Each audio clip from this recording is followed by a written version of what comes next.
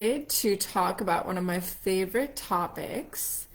And oh my God, I don't know if it says if I'm live yet. It says live video is starting. So I'll just hold my horses here because I'm not sure if you guys can hear me or see me okay.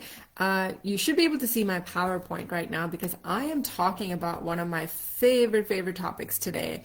And that is going to be investing in real estate, buying rentals or fix and flip if you're into that. And if you don't know what I'm talking about, no worries at all. I will break it down for you. It's a very beginner friendly session today where I am going to be sharing just some of my insights and thoughts with you about how you can potentially invest your funds into something that's going to grow over time, um, and also allow you to build passive income if you are interested. So once again, hi everyone, my name is Arifa Damani, and I know that buying your first rental can feel very intimidating. But today, my goal is to walk you through this process in a very simple and stress-free way so you know exactly what to expect and how to move forward with confidence with your first fix and flip or your first rental. So today, we're diving into this world of real estate investing and how you can build generational wealth through rentals or fix and flip properties.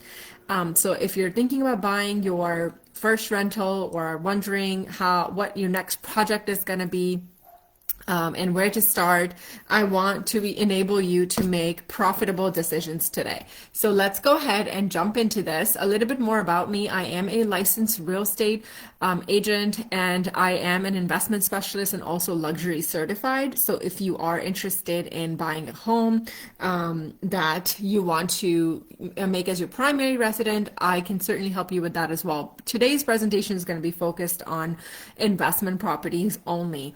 So you can always reach me at the number that I've left in my comments section. And like I said, this workshop is meant to empower you with the right knowledge and tools so that you can make informed decisions. So when I was in your shoes investing in my first rental, I was pretty overwhelmed about all the possibilities and also like if I'm making the right decision. So therefore, I chose to get my license so that I can help others make smarter decisions, so that you are not in a position where you're stuck with a house that's too expensive or something that's not rentable. And I hope to be able to share that with you today. So let's just be honest. I'd love to hear from you why most people don't start investing. So what is holding you back from investing or making decisions about real estate investments? And I know sometimes it can be scary or it just seems too complicated. Maybe you've just heard too many horror stories about being a landlord, and or maybe you're just unsure about where to start. So tell me in the chat, what is it that you think of when you first think of investing in real estate? And I'm not talking about you buying your house to live in. That's not really an asset. I'm talking about you investing in real estate so you can make income through that. Let me know, no judgment here. We've all been there. I would love to hear from you. What is it that's been holding you back? These are just while you're typing that in the chat. These are some of the most common things that I hear when I talk to people about real estate investments. Sometimes the process feels too overwhelming. They're just not sure where to start. Again, they've heard too many horror stories about being a landlord, getting too many calls about repairs and maintenance, which can be true. But I will talk to you a little bit about how to avoid those as well. Or like for fix and flips, for example, you don't know any contractors, or maybe you don't have a big network, you just need more guidance.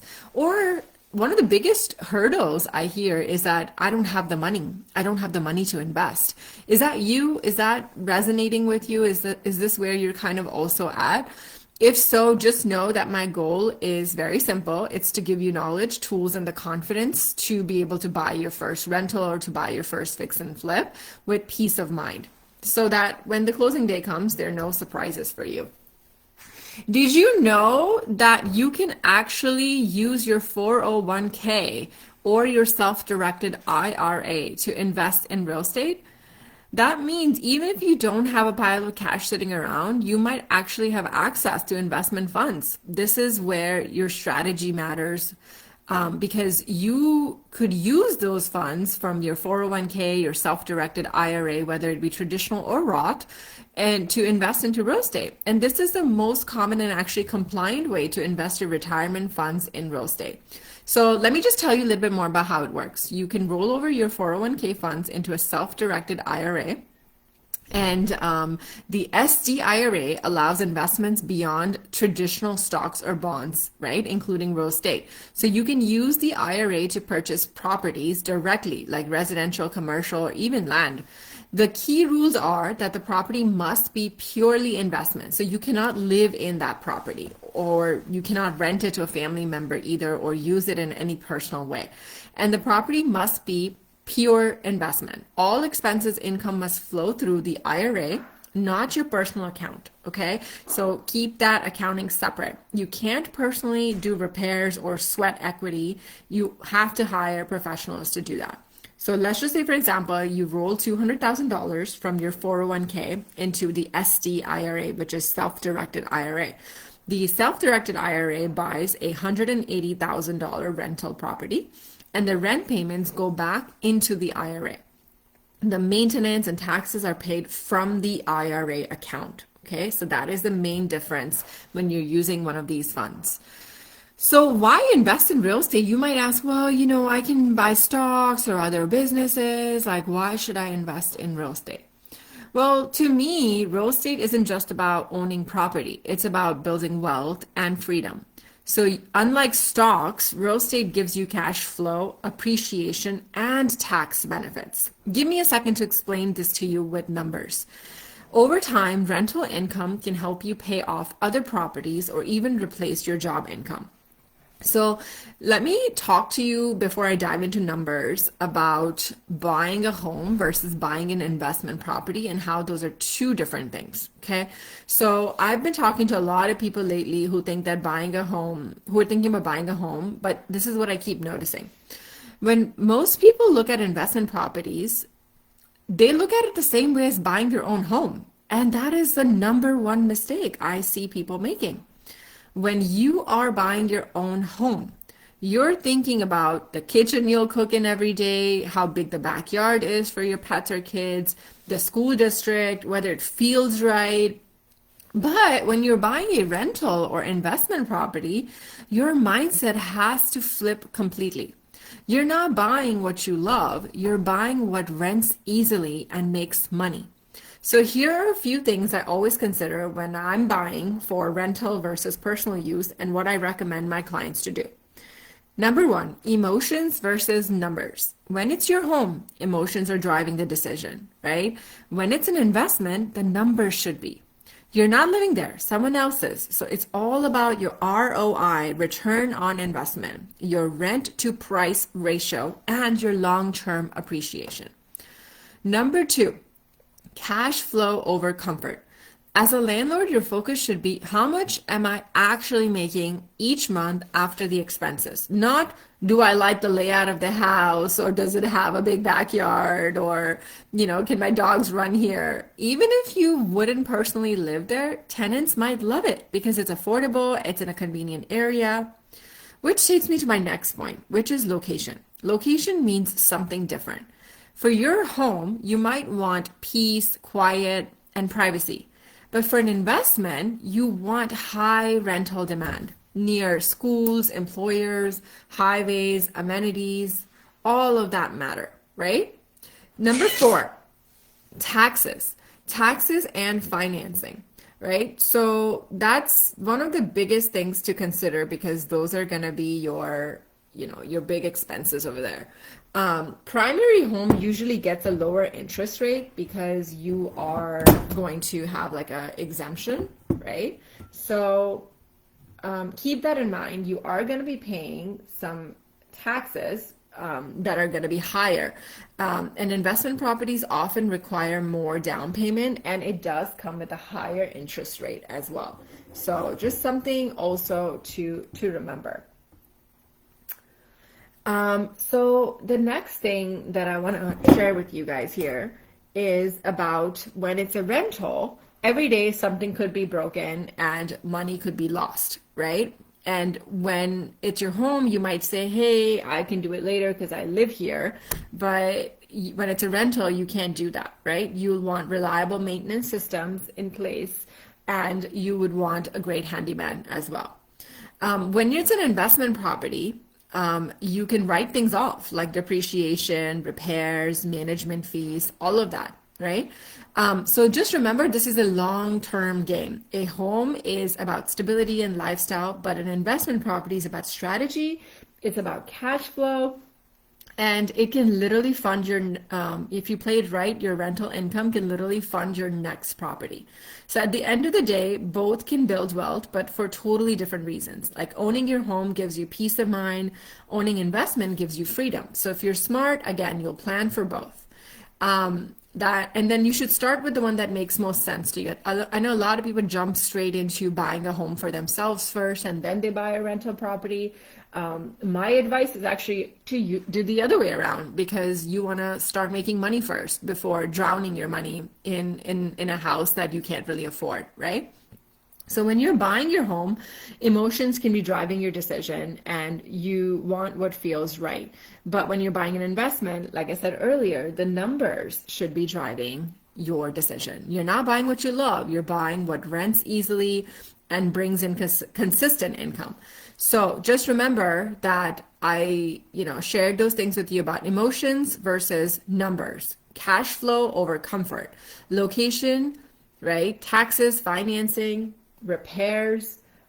Just keep all of that in mind that we just talked about, and the long-term game, right? It's a long-term game when you're investing. Don't think that you can just sell off your property within 1 year if it's a rental. For fix and flip, it's a little bit different, and I'm going to dive into that in a second with you.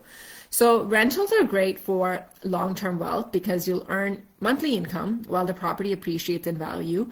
And when buying, you should be thinking about your budget, your ROI, your cash on cash return, location and tenant demands. And then property management, if you don't want to handle your tenants yourself. If it's just 1 or 2 properties, you could probably do it yourself. But when we reach that like 5, 10, 20 more number, you probably want to invest in a good property management company so that you're not the one receiving all the tenant calls and trying to reach out to tenants to pay rent on time. All of that the property management can do for you. So you can even invest through Section 8 or government assisted programs for more stability. So let me just give you an example. If you buy a property for $250,000 and you are getting $2,200 a month for your rent, right? After subtracting your insurance, your mortgage payment, your property taxes, you could have $400 in cash after all the expenses a month left over. Right? That sounds like a good deal, right? Because you can then spend that $400, that's your profit, to then reinvest either into another property, or you can just keep that as your profit and use it for other things as well. So that's with the rentals, right? What are fix and flip? Fix and flips are basically short-term investments with higher potential for profit, but it's a little bit more risky.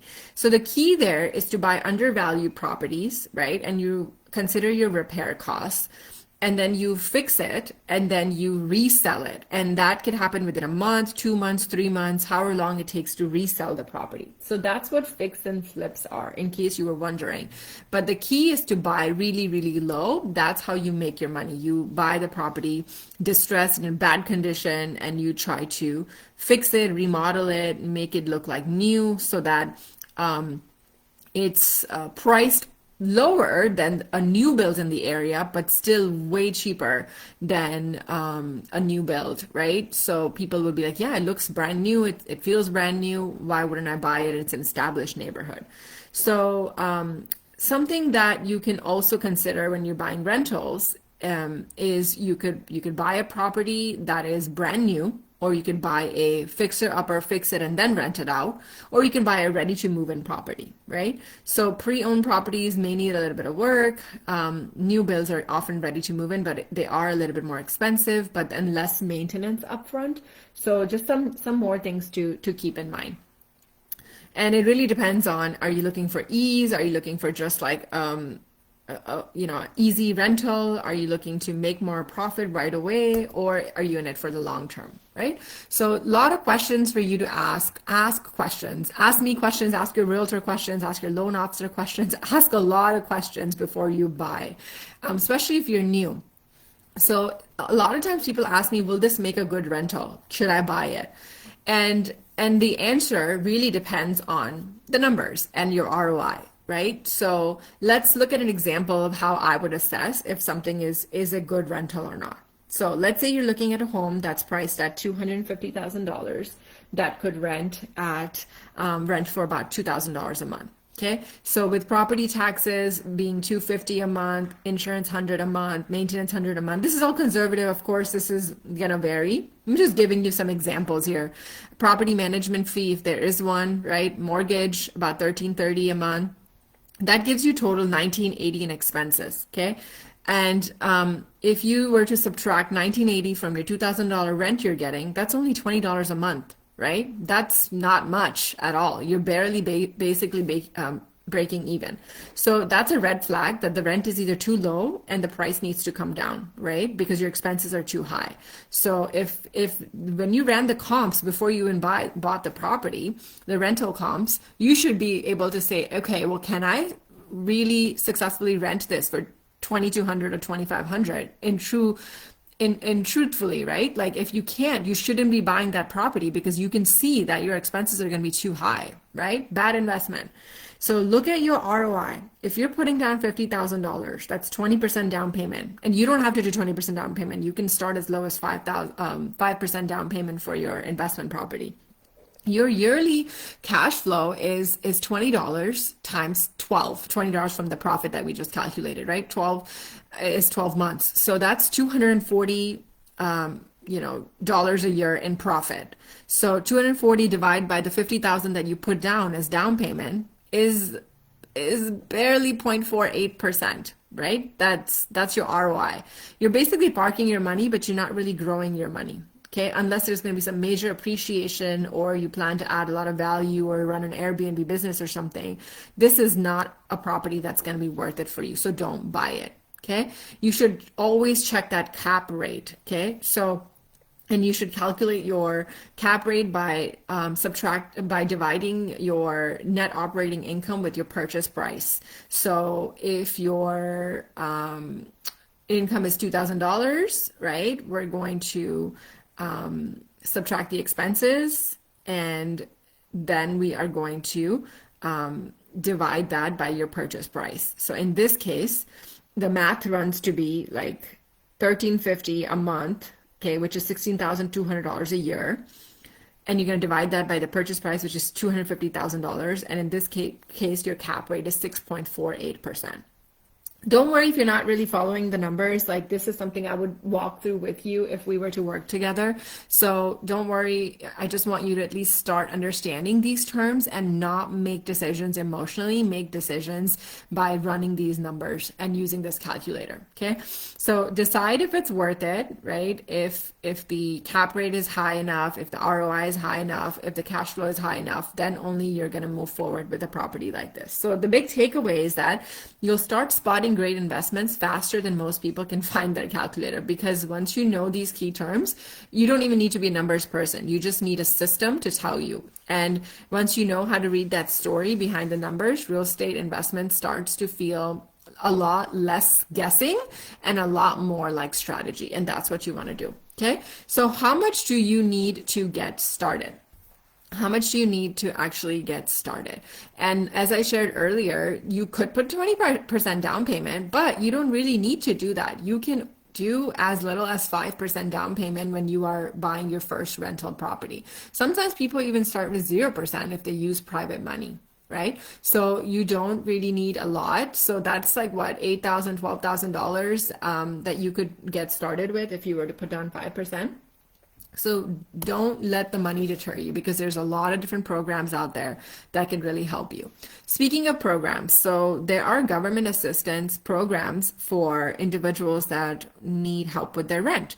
And what that allows landlords to do is let these people with Section 8 or government assistance stay in their homes, and the government pays you rent on time, right? So to you as a landlord, these individuals might stay 5 to 8 years on average in your home compared to traditional tenants, which might move every year. You could offer to do the paperwork for them and get them moved in. Okay, so if you need more guidance on Section 8 tenants and how all of that works, I'm happy to go over that with you on our one-on-one consultation, which is absolutely free. So go ahead and book a call with me if you have questions about investing in real estate, and I'd be happy to help you guys. So fix and flip. Let's talk a little bit more about that. So you buy a distressed property, you fix that, and then you sell it right away. Okay, you sell it as soon as possible for a profit. Now, to be successful at fix and flips, you need contractors. You need to have a good team of contractors that can remodel this for you. You need a good design. You need to have a sense of, okay, well, how am I gonna redesign this? What color paint am I gonna use? What the bathrooms are gonna look like? And I know the first one's usually the hardest, but after that, you can have a system to order the same kind of lampshades and countertops and faucets, right? And you can apply that same design every time into your new home. So just more on that later, but let's talk a bit more about buying a new construction home versus a pre-owned home if it's your rental. So which is the best option for you? As you know, new construction homes tend to be in areas that are not as established. So it could take a little bit longer for civilization to, catch up in that area. Therefore, rent might be a little bit lower because it's not really close to everything. So think about that before you buy. But new builds tend to appreciate definitely, and you have those warranties that you don't really need to do a lot of repairs initially, like foundation warranties, electrical, plumbing, things like that, right? But when you buy a pre-owned homes, you just don't know what might break. The HVAC might break, the plumbing might be clogged, right? So just like some things for you to consider, like in terms of initial expenses when you're buying that home. And I'm not saying that that happens to every pre-owned homes, but it is a possibility. So just keep all those factors in mind if you want a low maintenance but a higher price property initially, or if you want something that may be possibly a high maintenance but in a great neighborhood and you can ask for more rent as well. So what's the next step here? Well, the next step is for you to get pre-approved before you buy or you work with a realtor to buy any property. So if you need help with that, I can connect you to a great loan officer that can walk you through that process of how to get pre-approved. Now, once you have a good realtor or a good loan officer, you can continue to use the same system and ease your life because when you buy your first property, it's usually the hardest, like I said, but then after the one after, it just gets easier and easier because you've already established your team, you established your systems, you've already submitted your documentation, things are in order already. So you're just scaling, which is amazing. I always like to share testimonials from clients who've gone through this process with me and what they have to say about me because I think with the right support, you can really become a savvy investor. And with someone by your side who's been in real estate investments for the past 10 years, you could definitely benefit from that person's knowledge. And I will give you a complete roadmap from pre-approval to closing day so that you know exactly what to expect. So I'm going to share my QR code with you here so that you can book a call whenever you're ready to discuss your investment needs, and I'd be happy to help you there. Do you guys have any questions that I can help answer about investing in real estate? Let me know what questions you have about real estate investments, and I will be happy to answer those questions for you. If there are no questions, I know I've been yapping for 25 minutes now, so I will end this presentation, and you know where to find me. I'll leave my email address and my information for you to book a call so that we can connect further in detail about your situation. And I would love to help you grow your wealth through real estate. So Let's connect soon. It was great chatting with everyone. Have a great rest of your day. Bye.